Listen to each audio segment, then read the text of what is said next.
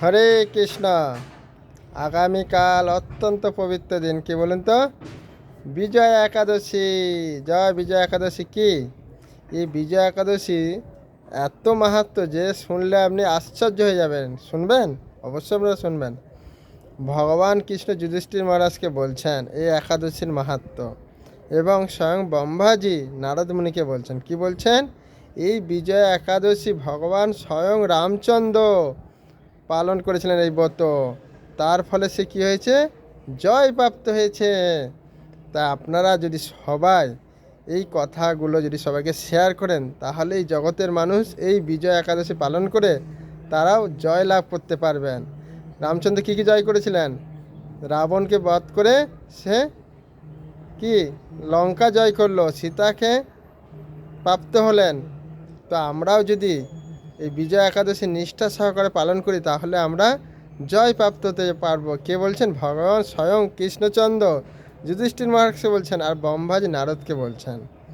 তাই এই একাদশী সবাই পালন করবেন, কিন্তু কি ফল খেয়ে। নাহলে প্রথমে তো বলেছিলাম জল খেয়ে, জল না খেয়ে ফল খেয়ে। আর ফল খেয়ে যদি না পারেন, তাহলে কুমড়ো, পেঁপে, আলু এগুলো খাবেন, কখনো আটা এসব খাবেন না, কেমন? তো একাদশী করলেন, এখন একাদশী করবার পালন করতে হবে। পালন করবেন কবে? শনিবার 6টা 10 থেকে কটা 9টা 57-র মধ্যে, কেমন? তো আমরা চাই, শুধু তাই নয়, বলেছি এই একাদশী যে পালন করবে নিষ্ঠা সহকারে ভগবান বিষ্ণুর উদ্দেশ্যে, তাহলে কী হবে? সে তো জয়লাভ করবে না, সে যখন এই জড়াধাম থেকে, যখন এই জড়জগৎ থেকে আপনার মৃত্যুবরণ করবেন, সেই পরলোকে আপনারা অক্ষয় সুখ লাভ করবেন, অক্ষয় সুখ। বুঝতে পারছেন?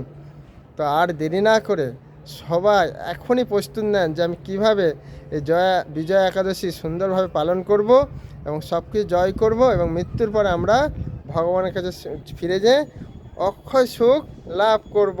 নিতাই গৌর প্রেমানন্দে। স্বয়ং রামচন্দ্র এটা করেছিল, এটা আমার কথা না, স্বয়ং ভগবান বলছেন। এবং নারদ মুনিকে কে বলছেন? স্বয়ং ব্রহ্মাজি। তা আপনারা এই কথাটা সবাইকে বলুন, যাতে সবাই এই একাদশী পালন করেন। অনেক সময় ভাবে আমরা না আমরা একাদশী করব না, কিন্তু দেখুন স্বয়ং রামচন্দ্র একাদশী করে তিনি আচরণ করে আমাদের মতো বদ্ধজীবকে শিক্ষা দিচ্ছেন। কেমন? হরে কৃষ্ণ। সবাই ভালো থাকবেন, সুস্থ থাকবেন।